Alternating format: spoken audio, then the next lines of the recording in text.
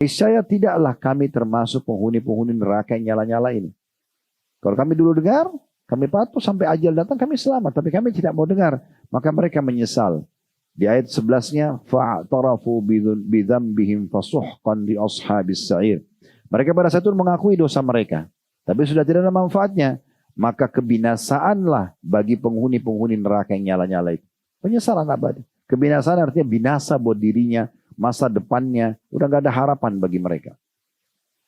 Lalu ayat 12-nya, Allah memuji justru lawannya.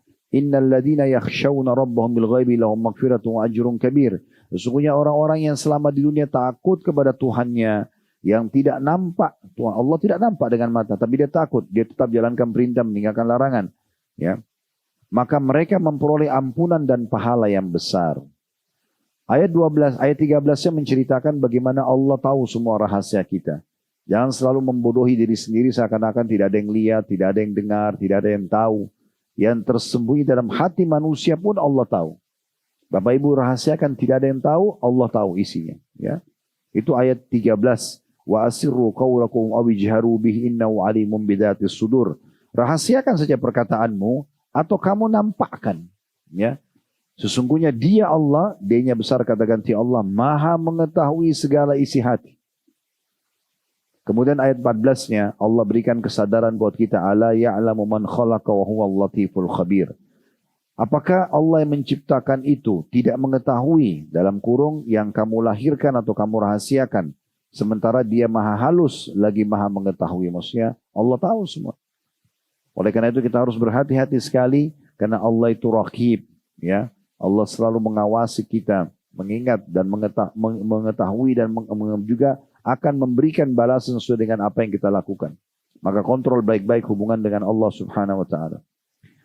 Lalu Allah sebutkan di ayat 15-nya tentang masalah Allah juga menciptakan bukan hanya langit tapi bumi juga.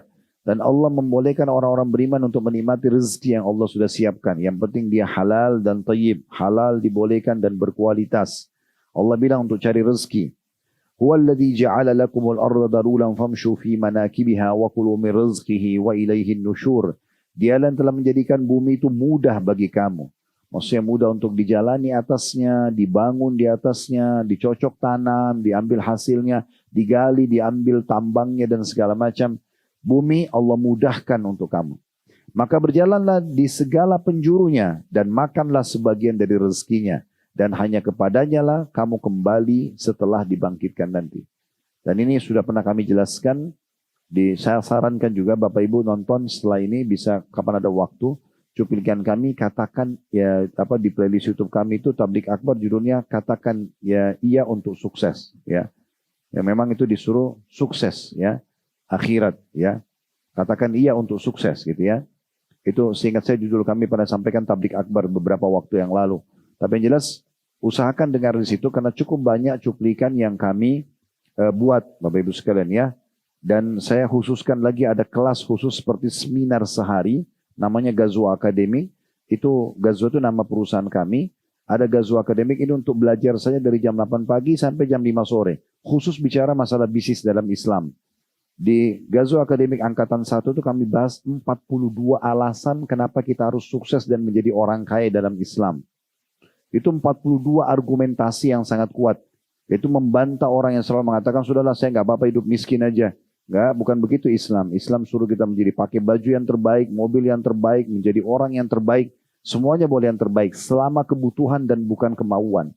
Maka itu kami jelaskan. Di Ghazwa Akademik 2 kita jelaskan tentang masalah transaksi-transaksi yang terbaik dalam Islam dan juga apa yang dilarang, yang dibolehkan dan yang dilarang.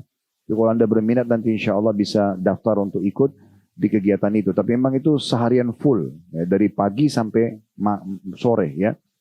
Yang jelas teman-teman sekalian, di ayat ini salah satu yang kita jadikan sebagai argumentasi, ya bahwasanya Allah menyuruh kita menjadi orang yang sukses dan punya kedudukan di muka bumi. Boleh pakai baju terbaik, punya kendaraan terbaik. Masih ingat saya pernah sampaikan hadis di kelas kita ini, tapi beberapa waktu yang lalu ya. Saya ingatkan kembali, kebahagiaan, puncak kebahagiaan seseorang itu ada pada 4 hal. Yang pertama, istri yang salihah, ya. Tentu bagi ibu-ibu juga berarti suami yang saleh. Itu kebahagiaan yang luar biasa kalau kita bisa milikin ini. Berarti kan bisa bersama-sama kita menuju ke akhirat. Kemudian yang kedua adalah rumah yang luas. Yang ketiga, kendaraan yang pantas, yang layak. Yang keempat, tetangga yang baik. Ya, ini urutannya bisa saja di beberapa riwayat berbeda-beda, tapi 4 hal ini ya. Pasangan yang baik, kemudian rumah yang luas, ya, kendaraan yang nyaman, serta tetangga yang baik. Justru kesengsaraan ada pada 4. Sebaliknya, istri yang tidak baik atau pasangan yang tidak baik, kemudian rumah yang sempit, kendaraan yang tidak layak, dan tetangga yang buruk. Nah, berarti kan kita disuruh, baik silakan nikmati dunia, tidak ada yang dilarang. Tapi selama itu dibolehkan. Di ayat 15 sama ayat 16, ini Bapak Ibu sekalian, maaf, ayat 16 dan ayat 17, itu menekankan tentang harus hati-hati dan jangan merasa aman dari siksa Allah. Benar banyak orang melakukan pelanggaran tanpa segera kembali kepada Allah SWT. Seakan-akan Allah tidak akan menghukum dia. Di ayat 16 yang Allah mengatakan, Aamintum man fis samai an yakhsifa bikumul arda fa idza hiya tamur.